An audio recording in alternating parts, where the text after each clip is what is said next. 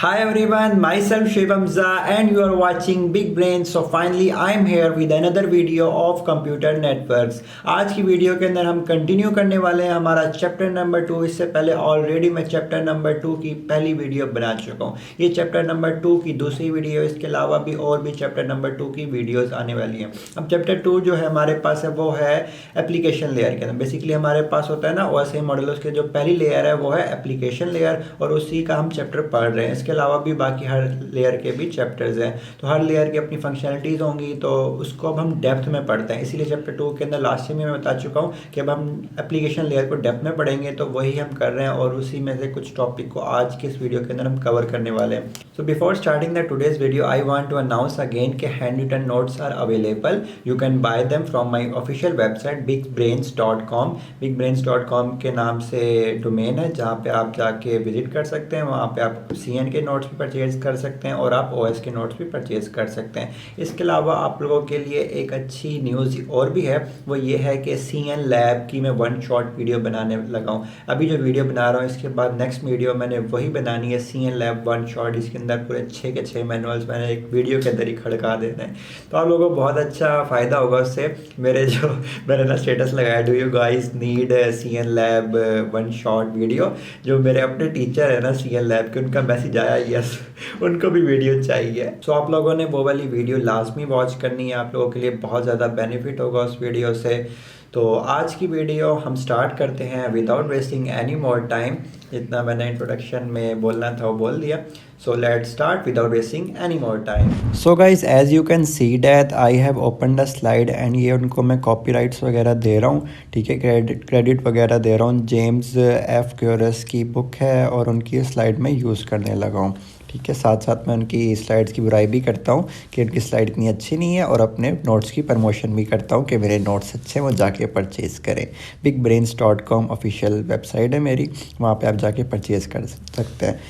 तो guys last time हमने यहाँ पे ये वाला टॉपिक कम्प्लीटली कवर कर लिया था ऑलमोस्ट, ठीक है। इसके अंदर हमने क्लाइंट सर्वर आर्किटेक्चर पढ़ा था, हमने पेयर टू पेयर आर्किटेक्चर पढ़ा था और भी मल्टीपल चीज़ें पढ़ी थी। आज का जो हमारा टॉपिक है ना वो ये है web and HTTP। Web and HTTP क्या होता है, बेसिकली ये वाली वीडियो देखिए ना तो वही वाला सारा कॉन्सेप्ट क्लाइंट सर्वर वाला इसके अंदर यूज़ होने वाले हैं। इसके बाद हम देखेंगे ईमेल SMTP। यार SMTP का लॉन्ग क्वेश्चन आया है, मुझे नहीं आता था, मैंने उस पर कहानियाँ लिख के आया हूँ। मुझे था कि 48 स्लाइड तक, नॉट 48 स्लाइड तक क्विज़ है, बट जब क्विज़ में देखा ये कहाँ से आ गया, ये तो मैंने पढ़ा ही नहीं हुआ था। तो क्या हुआ कि क्लास के टाइम पे मैं असाइनमेंट प्रिंट वगैरह करवाने गया, तो तब उस टाइम पे मैम ने शायद अनाउंस कर दिया कि क्विज़ आपका 55 स्लाइड्स तक है। तो मेरा ये लॉन्ग क्वेश्चन 7 नंबर का लटक गया और उसमें कहानियाँ लिख के आया, और मैं बाद में अब यही दुआएं मांग रहा हूँ कि जो चेक करो वो अंधा हो। चीटिंग मैं कर नहीं सकता था, सामने ऊपर पेज पे मैंने हदीस लिखी हुई थी, one who cheats is not one of us. तो मैंने चीटिंग नहीं, हालांकि मैं मोबाइल से ChatGPT से करके कर सकता था, बट चीटिंग हमने छोड़ दी है। तब से फिर हमने टॉप भी करना स्टार्ट कर दिया। तो बेसिकली हलाल में फ़ायदे होते हैं आपके। एनीवेज़, तो हमारा जो टॉपिक है लेट्स ओपन दैट, ठीक है। ये लास्ट टाइम सारा मैं कवर करवा चुका हूँ, बहुत अच्छी डिटेलिंग में मैंने करवाया था। तो आपको भी मैं रिकमेंड करूँगा कि आपने स्लाइड पे फोकस नहीं करना, जो वर्ड्स मैं बोल रहा हूँ ना उन पे फोकस करना है। और आप ये भी देख सकते हैं साइड पे मेरी वो वीडियो नहीं आ रही, जैसे साइड पे यहाँ पे या लेफ़्ट साइड पे आती थी, यहाँ कभी लेफ़्ट पे कभी राइट पे देता था वीडियो अपनी, तो उसमें मैं अपने यानी कि बॉडी लैंग्वेज के थ्रू समझाने की कोशिश करता था। तो मेरा कैमरा ऑफ हो गया, मैं मोबाइल से रिकॉर्ड कर रहा हूँ एंड अब मोबाइल मेरे हाथ में पकड़, एक हाथ से मैंने मोबाइल पकड़ा हुआ है और एक हाथ से मैं बाकी चीज़ें कर रहा हूँ। तो लेट्स मूव, हमारा टॉपिक है web and HTTP। So let's smash it. Okay, website आपको पता ही है क्या होती है। वेबसाइट के अंदर मल्टीपल वेब पेजेस होते हैं, जैसे हमारे पास HTML के फाइल से हम HTML CSS जावास्क्रिप्ट वगैरह और बैकएंड वगैरह मिला हम लोग एक वेबसाइट बिल्ड करते हैं, ठीक है। तो उन्हीं चीज़ों के बारे में कि वेब पेज क्या होता है। हमारे पास वेब पेज के अंदर ना मल्टीपल ऑब्जेक्ट्स होते हैं, ठीक है। Each of which can be store on different web server, different web servers के ऊपर ऑब्जेक्ट्स पड़े होते हैं। ऑब्जेक्ट अब क्या हो सकते हैं, ऑब्जेक्ट HTML फाइल हो सकती है, कोई JPEG इमेज हो सकती है, जावा एप्लेट हो सकता है, ऑडियो फाइल या वीडियो फाइल वगैरह हो सकते हैं। अब हमारा वेब पेज के बारे में बताया गया कि जो वेब पेज होता है ना वो कंसिस्ट करता है बेस HTML फाइल। अगर आपने कभी वेबसाइट डेवलपमेंट की है तो उसमें आपको पता होगा HTML फाइल होती है which include several reference object, और उसके अंदर हमारे पास सेवरल ऑब्जेक्ट्स वगैरह होते हैं, और वो जो भी होते हैं ना वो सारे एक्सेसिबल होते हैं URL के साथ। फॉर एग्जांपल यहाँ पे एग्जांपल उन्होंने दी हुई www.someschool, ठीक है .edu, ये उनकी क्या है, डोमेन नेम है। डोमेन नेम को हम कह रहे होते हैं होस्ट नेम, ओके। और जो आगे उसके जो सब फोल्डर के अंदर चले जाएं या एक स्पेसिफिक ऑब्जेक्ट को ट्रैक करें तो उसका जो एड्रेस होता है उसको हम क्या कहते हैं, उसको कहते हैं पाथ नेम, ठीक है। इस तरह से उसका पाथ नेम होता है। तो आपको डिफरेंस पता होना चाहिए होस्ट नेम और पाथ नेम के दरमियान में क्या डिफरेंस है, ओके कूल। इसके बाद आप देख सकते हैं हमारे पास HTTP का ओवरव्यू स्टार्ट हो चुका है। HTTP की फुल फॉर्म होती है हाइपर टेक्स्ट ट्रांसफ़र प्रोटोकॉल, ठीक है। एक प्रोटोकॉल होता है जो कि वेब में यूज़ हो रहा होता है, ठीक है। तो वेब एप्लीकेशन लेयर प्रोटोकॉल होता है, इसके अंदर हमारे पास जो मॉडल यूज़ होता है वो क्लाइंट सर्वर मॉडल यूज़ होता है। इसके अंदर बेसिकली होता है क्लाइंट होता है और एक सर्वर होता है। आपके पास जो ब्राउज़र होता है ना वो जैसे हमारे पास गूगल क्रोम है, ओपेरा है, सफारी है, मोज़िला है, फायरफॉक्स वगैरह, वो एज अ क्लाइंट एक्ट कर रहे होते हैं और वो रिक्वेस्ट भेजते हैं, ठीक है, और फिर वो रिसीव करते हैं using HTTP protocol and display, और जो भी उनके पास इंफॉर्मेशन वगैरह आती है उसको डिस्प्ले करवा देते हैं। जैसे हमारे पास लिखा हुआ है PC रनिंग फायरफॉक्स ब्राउज़र। अभी क्या बेसिकली ब्राउज़र इसके पास कंटेंट नहीं होता, लेकिन वो सर्वर से रिक्वेस्ट करता है कि भाई मुझे ये स्पेसिफिक कंटेंट दे दो, यहाँ पे लिख सकते हैं रिक्वेस्ट करता है, और उसके बाद सर्वर उस ब्राउज़र को रिस्पांस देता है। इस तरह से उसको रिस्पांस मिल जाता है और वो एक स्पेसिफिक ऑब्जेक्ट जो भी उसको रिक्वायर्ड होता है उसको मिल जाता है। इस तरह से वेब सर्वर सेंड, ओके, हमें पता चल चुका है जो क्लाइंट होता है वो रिक्वेस्ट करता है और सर्वर उसको रिस्पांस देता है। जैसे हमारे पास अपाचे का वेब सर्वर है, ओके। तो यहाँ पे आगे डायग्राम में भी लिखा हुआ है let me raise mine on कीड़े, ताकि उनकी जो प्यारी प्यारी ड्राइंग्स है वो नज़र आ जाए, ठीक है। Let's remove that all that stuff, okay. Let's again open my that, okay. यहाँ पे आप देख सकते हैं एनिमेशन उनके पास है। चलो कुछ ना कुछ तो अच्छी चीज़ है स्लाइड के अंदर। तो HTTP के अंदर क्या होता है कि HTTP रिक्वेस्ट करता है, उसके बाद वो रिस्पांस देता है। ओके, इसी तरह से उसने रिक्वेस्ट की और उसको रिस्पांस मिल गया। Okay guys, HTTP overview continued होता है हमारे पास। अच्छा, HTTP यूज़ करता है TCP प्रोटोकॉल, ठीक है। HTTP खुद भी एक प्रोटोकॉल है, लेकिन आगे यूज़ किसको करता है, TCP protocol, transmission control protocol के अंदर। तो उसके अंदर जो पोर्ट नंबर यूज़ किया जाता है वो 80 है। MCQs के लिए काफ़ी इंपॉर्टेंट है, हमारे पास शॉर्ट के अंदर एक साइड पे आया था ये।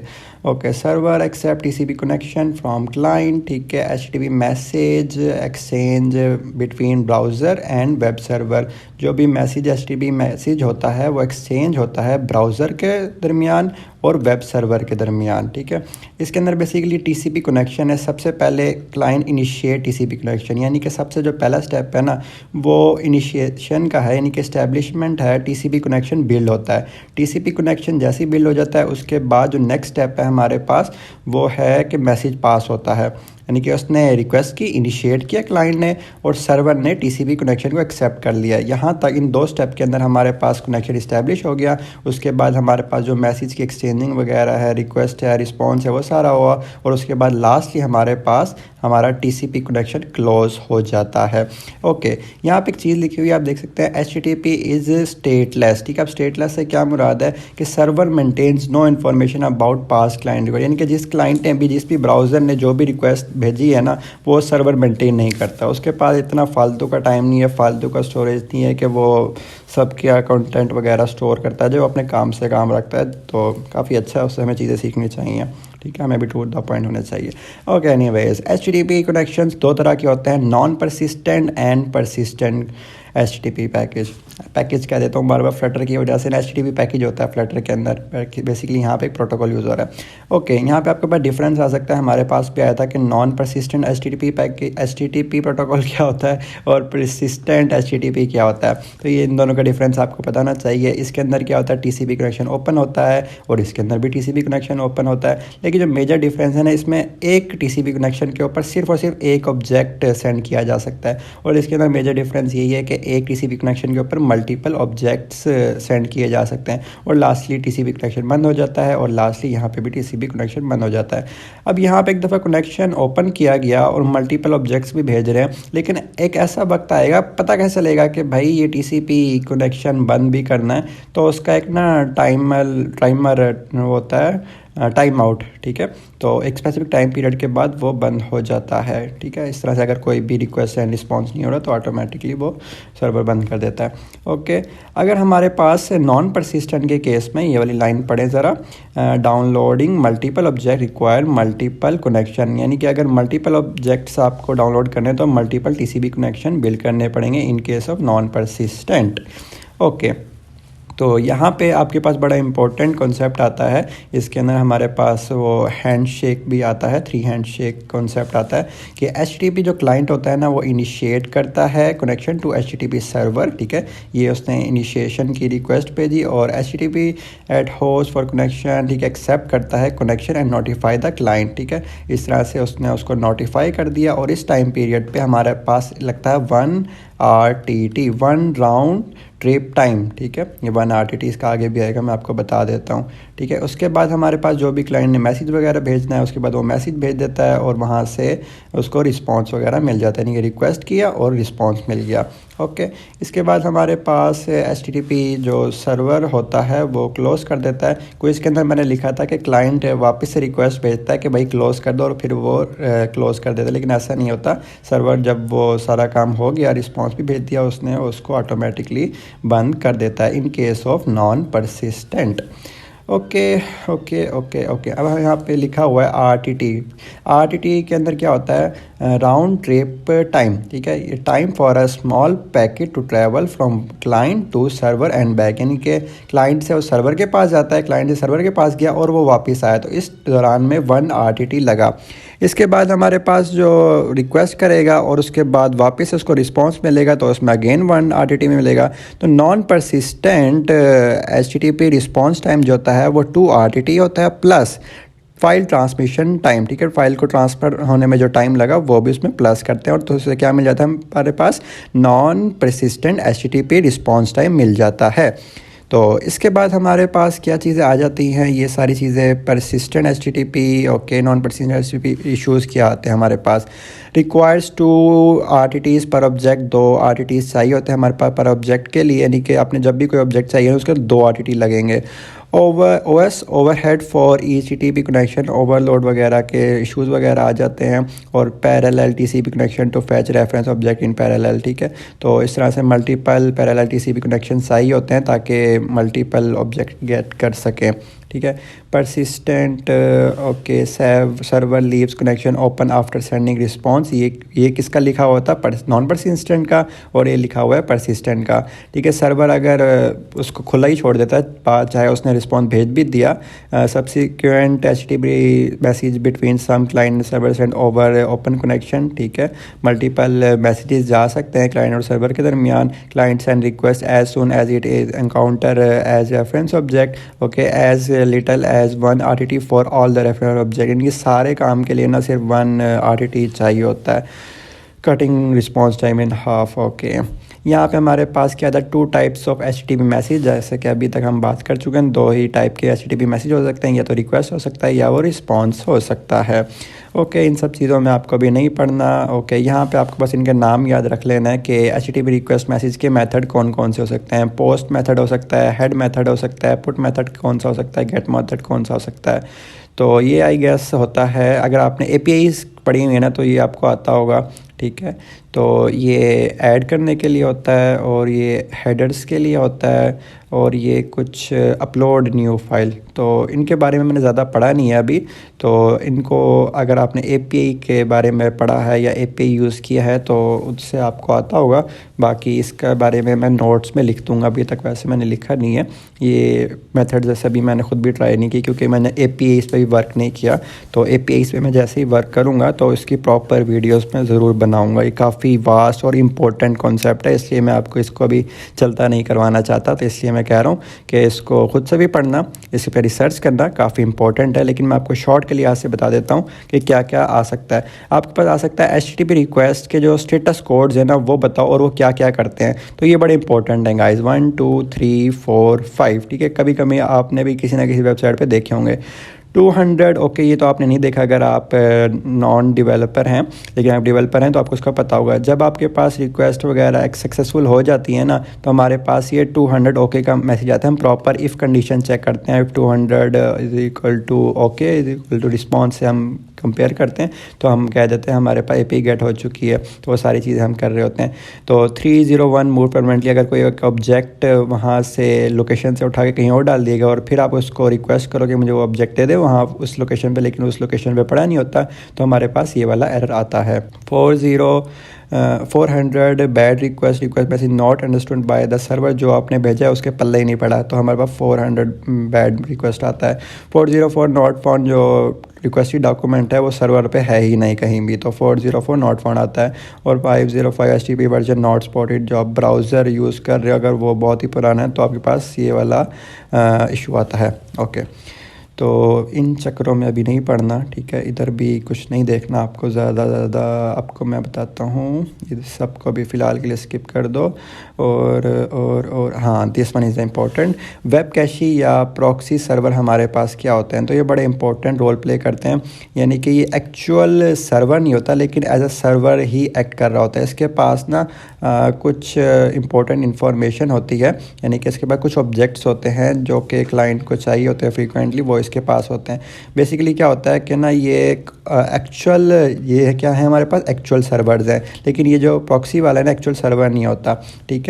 तो यहाँ पे मैं आपको बताता हूँ कि अगर हमारे पास अगर वो है एनिमेशन, यस एनिमेशन है हमारे पास, तो HTTP रिक्वेस्ट क्लाइंट भेजता है, अगर इसके पास हो जाता है तो ये रिस्पॉन्स दे देता है, इसको वापस से उधर मेन के पास जाने की ज़रूरत नहीं पड़ती।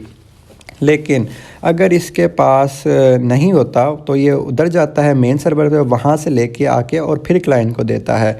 जैसे इसको मैं नीचे वाले का ड्रा करके दिखा देता हूँ कि अगर यहाँ पे हम एक प्रॉक्सी सर्वर लगा देते हैं और इसको एक स्पेसिफिक फ़ाइल चाहिए जैसे P2, और P2 इसके पास है, ठीक है P2, तो यहाँ से आएगा और इसको यहाँ पे मिल जाएगी और यहीं से वापस चला जाएगा, ठीक है। इसको इधर छेड़छाड़ करने की ज़रूरत ही नहीं पड़ेगी, उससे फ़ायदा क्या हो गया, फास्टली हमारे पास काम हो जाएगा।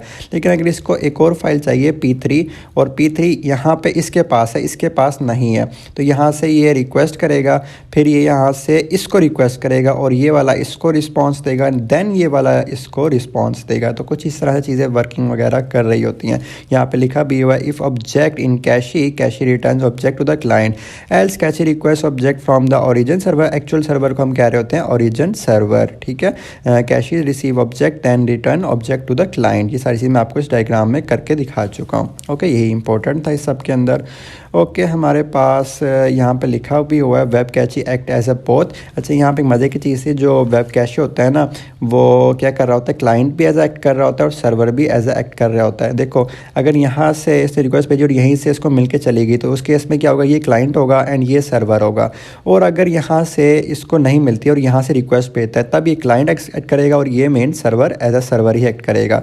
तो इस केस में इस तरह से होता है। ओके, तो सर्वर फॉर ओरिजिनल रिक्वेस्टिंग, यानी कि क्लाइंट एंड सर्वर दोनों तरह से रिक्वेस्ट करता है। सर्वर फॉर ओरिजिनल, यानी कि अगर ओरिजिनल सर्वर को रिक्वेस्ट करेगा तब वो क्लाइंट कंसीडर होगा, और अगर क्लाइंट ओरिजिन सर्वर वगैरह हो गए, सारी चीज़ मैं आपको बता चुका हूँ।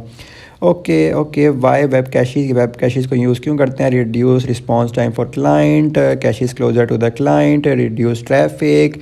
ओके, इतनी काफ़ी हैं हमारे लिए आज के लिए। ओके, ये जो न्यूमेरिकल है, सॉरी गाइस, न्यूमेरिकल मेरी मैम ने नहीं करवाए तो न्यूमेरिकल्स मुझे भी नहीं आते, तो कुछ टीचर्स स्किप करवा रहे हैं, कुछ करवा रहे हैं, बट ये आपको खुद ही करने पड़ेंगे। जितना मुझे कर सकता हूँ आप लोगों के लिए उतना मैं करवा रहा हूँ आपको। बाकी ओके, हमारे पास ना HTTP के वर्जन आए थे। जैसे सबसे पहले आया था HTTP पैकेज, HTTP वर्जन 1। इसके अंदर हमारे पास multiple pipeline gets over single TCP connection वगैरह इंट्रोड्यूस हुए थे।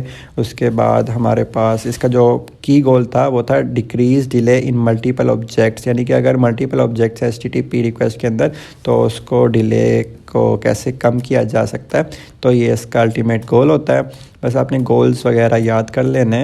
ओके ओके, HTTP 3 के अंदर हमारे पास क्या होता है, decrease delay in multiple objects. Okay अच्छा हाँ, इसके अंदर HTTP 3 के अंदर क्या आ जाता है, सिक्योरिटी आ जाती है, पर ऑब्जेक्ट एरर हैंडलिंग आ जाती है, कंजेक्शन कंट्रोल, मोर पाइपलाइनिंग आ जाती है और UDP वगैरह। ओके, मर्ज सिक्योर हो जाता है। और इस तरह से हमारा जो आज का टॉपिक है वो कवर हो जाता है। मैं वीडियो बना चुका हूँ इसकी भी, और अभी जो करंटली वीडियो आप देख रहे थे वो इसकी थी, वो भी कंप्लीट हो चुकी है। अब जो नेक्स्ट वीडियो आएगी गाइज वो आएगी ईमेल एंड SMTP IMAP की। देखो ये वीडियो मैं कब बनाता हूँ, होपफुली जल्दी बना दूँ, बट नेक्स्ट वीक में मेरे भी मीट्स हैं। So let's see, but I try my best कि मैं बना पाऊँ, बट आप लोगों ने डिपेंडेंट नहीं रहना। तो मैं प्रॉमिस नहीं कर रहा कि मैं इसी वीक में बना दूँगा, लेकिन मैं ट्राई करूँगा, फ्री होगा तो बना दूँगा। But let's try, I hope कि मैं बना पाऊँ। ओके, तो ये थी आज की वीडियो। इसके अलावा मिलते हैं नेक्स्ट वीडियो में, तब तक के लिए take care and bye bye. और अब मुझे शूट करनी है CN लैब की वीडियो। Okay, thank you so much, bye bye.